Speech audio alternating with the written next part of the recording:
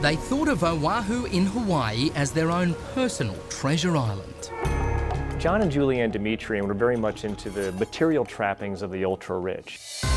A beautiful home with views of the South Pacific, a fleet of luxury cars, a booming real estate business, designer wardrobes, and a shining image as God-fearing pillars of the community. And they had all the outward signs of being extremely successful.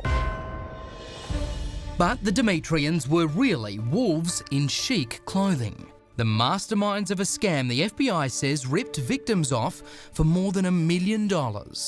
They never met a fraud they didn't like. Except maybe for their fateful last one. I got scammed.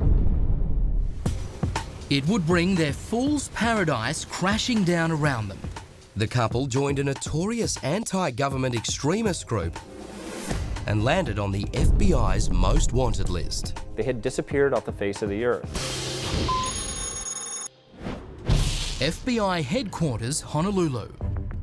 They haven't split apart. And so, do you have any other thoughts about something we should be doing? FBI Special Agent Tom Simon is working one of the most baffling and bizarre cases he's ever encountered.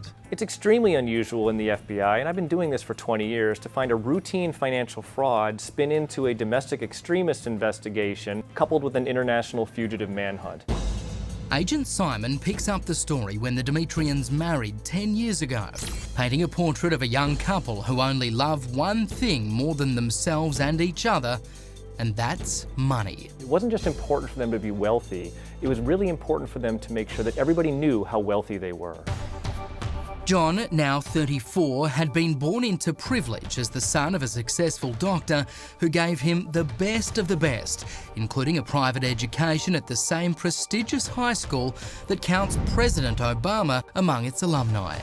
And 32-year-old Julieanne, who was raised in a working-class family, craved what she never had: wealth. The Dimitrions shared lust for money, and every luxury it could buy literally becomes their religion. They have this odd philosophy that somehow they are destined by God to be rich, and the harder they pray, the richer they will get. Even if it means being heartless and dishonest, which Agent Simon says they were from the very beginning. You have to understand that John and Julieanne are con artists, right? They're very good at talking people into doing things that are against their self-interest. One of the Dimitrions' divinely inspired scams to make easy money fast was a light bulb they claimed magically purified the air and cured diseases. They were going on TV into home shows trying to sell this phony light bulb. And that wasn't their only bright idea to con people out of money. They were involved in all sorts of different scams. But the most lucrative one is a real estate company they form called Mortgage Alliance, with opulent suites in a downtown office tower looking out across Honolulu. And this time their marketing gimmick is promising to save distressed homeowners from losing their properties to foreclosure. And they use that company to rip off a lot of people. The Dimitrions make an ill-gotten fortune that they use to build the life of their dreams. It includes a beautiful home, his and hers Maseratis and other luxury cars, the finest designer outfits, and the most frivolous accessories money can buy. She actually at some point became addicted to buying expensive lingerie. Julieanne even tries to get the government to pick up the tab. She went to her CPA and asked him if she would be able to put that lingerie down as an expense for tax purposes because she wore it under her clothing while she was at work. But there is misguided method to the Dimitrions' money madness.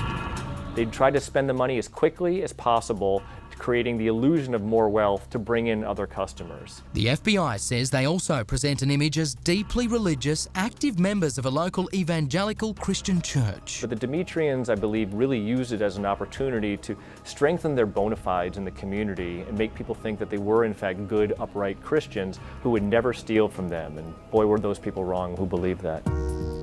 The Dimitrions even prey upon the congregation they pray with. I thought they were really good Christian people. And the Dimitrions figure Laura Christo for a sucker. Laura got into it because she thought she could help a fellow church member stay in their home. Next, Laura turns undercover FBI operative to expose just how John and Julieanne Dimitrion rip off distressed homeowners. I told them I can get all the information that you want.